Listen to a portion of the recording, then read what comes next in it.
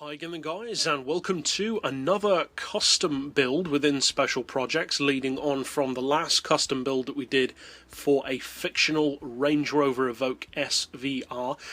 This though is much more of a racing inclined build for, as you can see, the Lotus Evora, and this is actually a GT300 spec build with the kind of power and weight that you'd expect from one of those vehicles.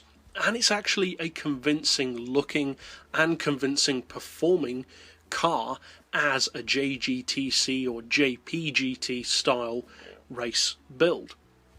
Now, as far as the visuals, it looks like I've done a load of work to it, but it's actually very simple to do. It's got the carbon body kit, the special rear wing, and I've painted it white. The particular white that I've used is Scotia White from Mitsubishi, and I've gone for, of course, the solid glitched black wheels, along with some BBS rims.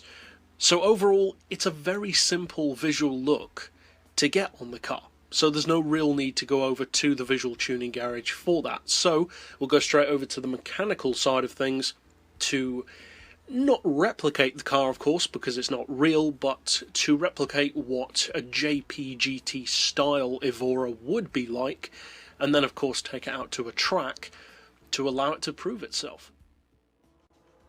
Now, as always, I do try to make these builds rounded off, if possible. Usually, though, that's in terms of PP more than anything else, to make them useful for those who do want to race them. In the case of this car, though, it's actually rounded off in all three major ways: PP, power, and weight, which is always a nice thing to do if you can. Now, I've gone for racing soft tyres.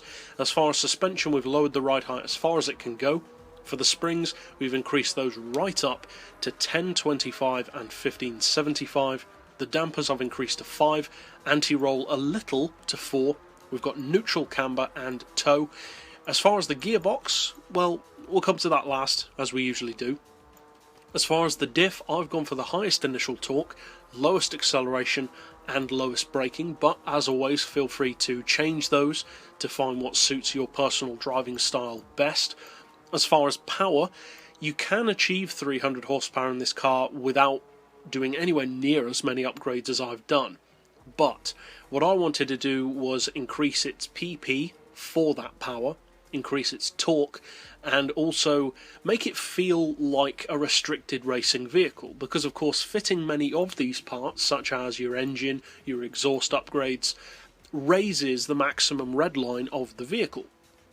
But then restricting the power lowers the peak power in terms of where it comes in at that RPM or within the RPM range. So by limiting that after upgrading it, it gives more of a feeling of a restricted race engine. So although you don't have to do that, I opted to make the car feel more authentic, basically, and also to improve the sound in the case of the exhaust in particular. As far as the downforce, I'm running that as high as possible, which unfortunately isn't that high.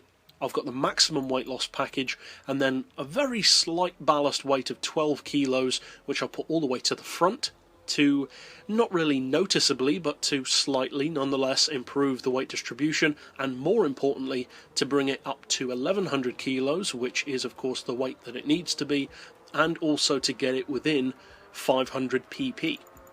And finally, for the gearbox with this particular model, obviously it's not a real car, so I opted for an auto setting of 180, then individual gears of 3.5, 2350, 1725, 1350, 1100 and 950. And then I've gone for a final drive of 3.5, but obviously you could change those around if you need to. So that's what I've done overall for my build of this GT300 style machine. Now let's take it out to Suzuka to see if it actually feels good enough to take on GT300 cars. Now, if you put this car up against, for instance, upgraded GT300 race cars, obviously it's going to struggle, even if you upgrade this one as well, because they are already established racing machines with significant advantages in terms of, for instance, the downforce levels that they can achieve. But if you put this up against a entry-level GT300 car, in other words, as you buy it straight out of the dealership, it does stand a good chance of running very well with them against stuff like the GT300 RX-7, certainly the Subaru BRZ, and various others as well. This car can compete with them.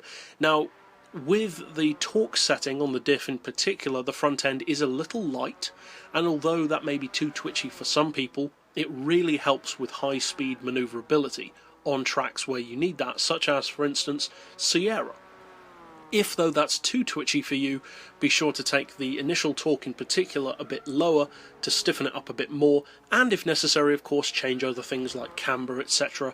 to find what works best for you. But if you do decide to use this build, obviously I hope you find it fun, and if you'd like to keep up with others like it in the future, be sure to slap subscribe for more. But for now, as always, thanks for watching.